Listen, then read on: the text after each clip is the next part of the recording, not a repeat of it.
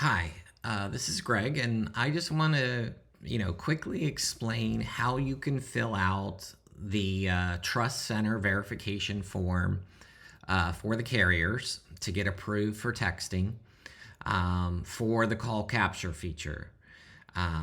This is, the easiest way, the simplest way to do it, and I'm just going to show you an example, okay?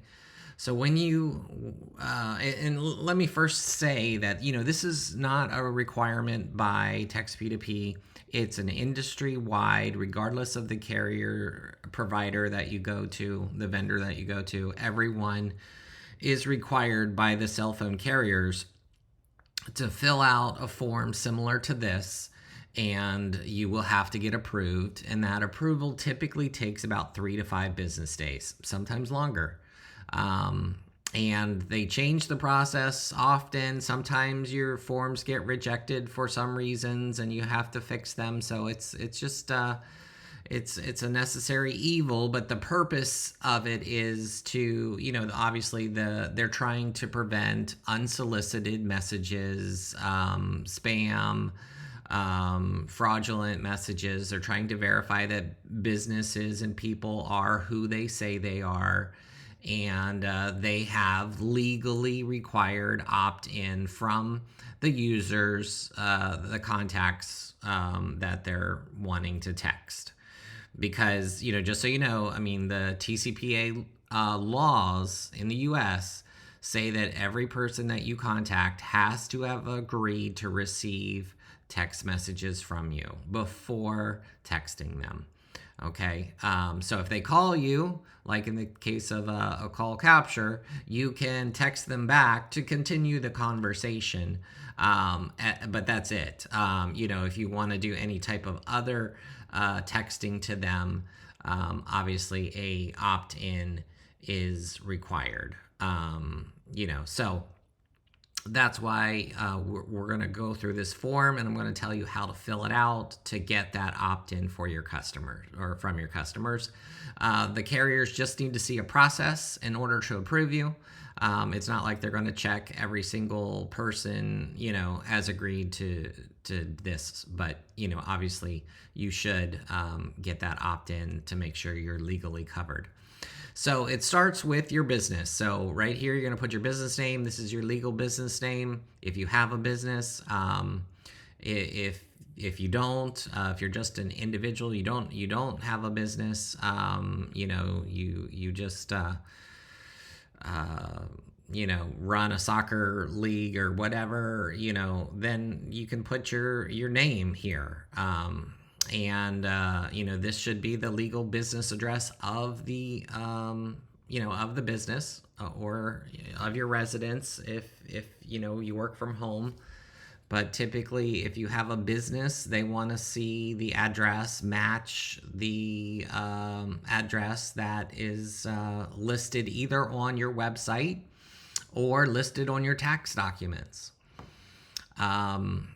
The URL is it should match the business name. If you are just a person and you don't have a business, you can give like a Facebook like page. You can give a LinkedIn page. If you are a direct marketer, a lot of times your direct marketing companies will give you a page, to sell or whatever on their site, right? That page could be listed here. Here is where you want to list your contact information. And if you have a business email, put it here, okay? If you don't have a business email, and that business email should match this domain and this company name, they're gonna check all of that. If you're just a person, you don't have a business, you don't work for a company or whatever, then it can be a Gmail, but it'll probably get questioned, or Yahoo or Hotmail or whatever you have. But anyway, the next question is like, how many texts do you want to send per month? Or, what's the maximum? And you'll see it's 100, 1,000, 10,000. What's the maximum? Okay. that you would probably send in a month on average, I guess you could say. So, 1,000 is a good number that I got there. Now here, you have all these different types of campaigns. What type of campaign you want to do? Are you a charity? Are you doing account management? I recommend doing customer care. Customer care is, people are going to call you. You're going to be setting up appointments, things like that. That's customer care. So, the campaign description, they want to know what type of messages are you going to be sending? Like, what are they for? What's the purpose of them? And I give you an example here.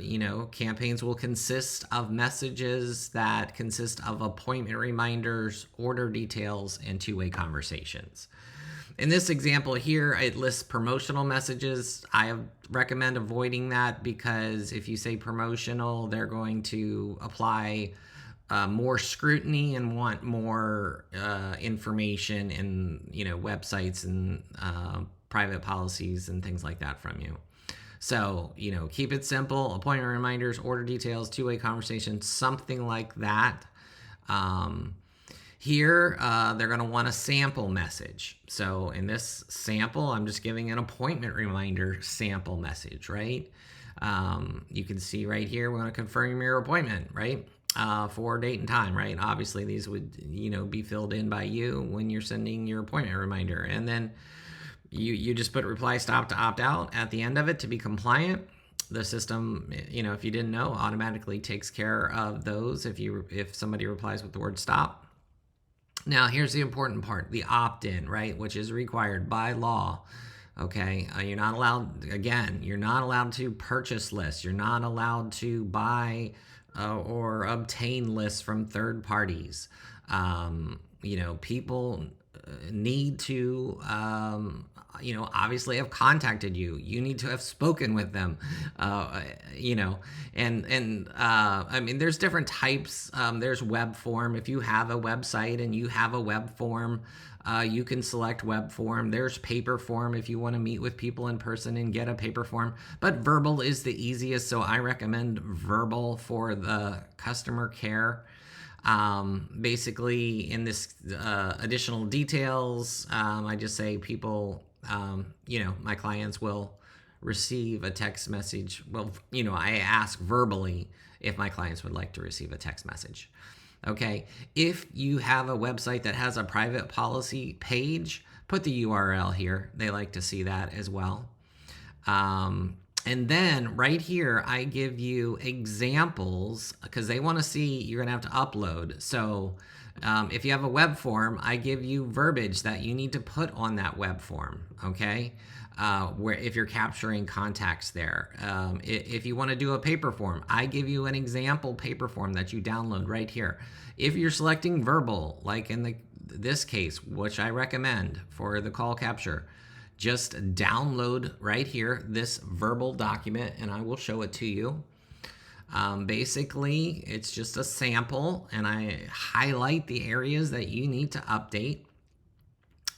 So by providing your cell phone number, okay, this is what you would say, right? By providing your cell phone number, you agree to receive text messages from the name of your company.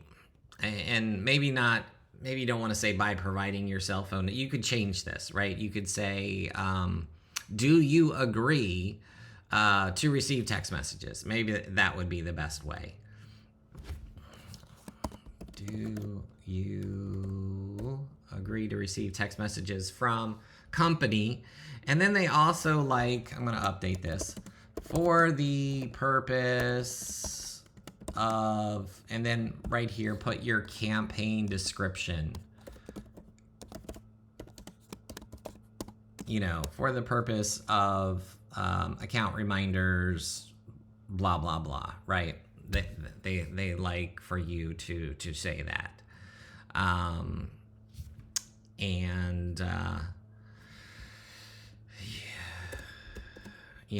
And then I could take off this. So The customer would then say, yes, I do, or if they do agree. And then here, you would say Acme Corp action. When the customer says yes, we log the date and time and of the consent in our spreadsheet, in our CRM, whatever you want to do. And then they're added to the messaging list, right? So anyway, that's, what you would do is then save this, don't save it as sample, save it as, in this case, Acme verbal consent form, and it's always a good idea, instead of saving it in a Word document, save it as a PDF. And basically what you do there is you just do save as and save as PDF right here, and change it from sample to Acme, right? And export that. And then after you do that, you want to just browse, upload the file, check this box that you agree to our terms and our terms of service and privacy statement, and then submit. Right there, you're going to submit. All these other buttons are for an admin, so just ignore those, but you'll just see these 3 buttons right here to submit for review, and then it'll come to me, somebody at TextP2P. We will review your information. We'll make sure it looks good. If there's any issues, we'll contact you. And then we will send it on to the carriers. Now, one final step is you will receive an ID verification text. Okay, you'll receive a text message when you submit this for the first time. And it will want you to take an ID to click on a link to verify your ID. It'll ask you to, take a picture of yourself and your driver's license. And there's software that compares them, make sure that you are who you say you are, you're not a fraudster, whatever. And obviously the name should match your name and the name on the credit card on the account.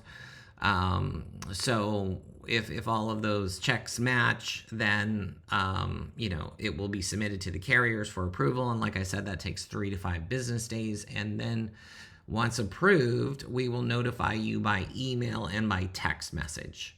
And then you'll be able to start texting, okay? Until then, you won't be able to text. But you still will be able to receive calls via the call capture. So calls could still come in. They'll still hear the voicemail. People will still be assigned to a list. So that can all happen. But the system can't send text on your behalf until you're approved. So if anybody has any questions, feel free to reach out. Thank you very much.